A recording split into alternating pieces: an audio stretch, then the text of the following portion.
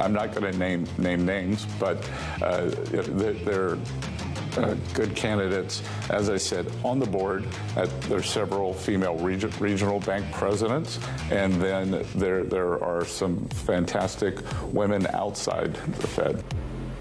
And that was Treasury Secretary Scott Bessent speaking earlier on Bloomberg, saying there are a lot of strong candidates that could succeed Fed Chair Jerome Powell. There's no rush, though, to identify a successor, although we know that there is a date on the calendar. And House Speaker Mike Johnson is also weighing in on Powell's future. In an interview with Bloomberg reporters and editors this morning, Speaker Johnson said he is disenchanted with Powell. Our Washington correspondent Tyler Kendall joins us now for the latest state of play, trade, monetary policy. There's a lot to talk about. I do want to start with trade because that's the optimism that's helping the street out a little bit here. We know that the Treasury Secretary has spent a lot of time with the relationship with Japan. EU has been tenuous throughout the entire process. Where are the greatest signs of optimism and the greatest worries as he forges towards August 1st?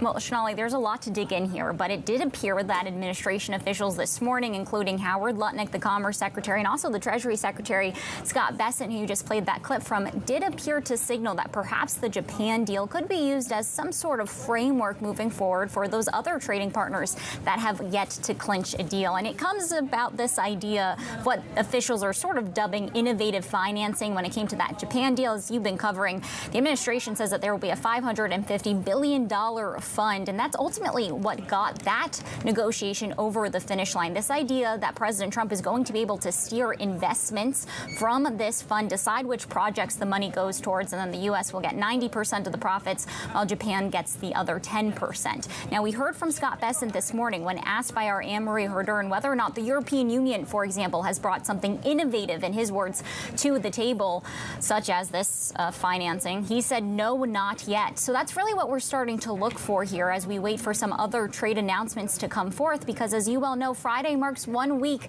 until August 1st. And at this moment, we haven't gotten indications from the White House that they're going to let up on that deadline. In terms of the Fed, Tyler, you know, the president and his allies often talk about the money that we're losing with rates at this level.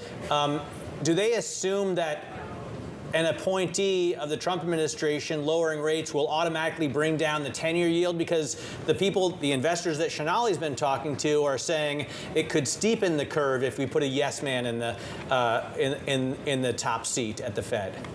Right. Well, we've actually been posing this exact question to administration officials on balance of power, such as senior counselor to the Treasury Secretary Joe Lavorgna, who says that he doesn't think that this is going to risk any sort of market credibility because they feel so confident in the data that they are heading towards a lower rate environment. But that is something that is on the table here as we do look at the potential options. And you mentioned at the top there that House Speaker Mike Johnson joined us in our D.C. bureau today. And I was trying to press him on some of these questions when it does come to how the administration is pulling on allies to keep up the pressure on the Fed Chair Jerome Powell. Maybe not so much that this is a question about a firing, but perhaps pressure when it comes to a resignation. I asked the speaker directly whether or not he has been in touch with the administration about a potential congressional investigation, because that would potentially lay the groundwork here when we're talking about that high legal bar. He said that it hasn't reached his level of leadership yet, but that he is confident that the House Oversight Committee will look into it if they do deem it necessary. So those are some of the themes, as it really does appear that the administration is not going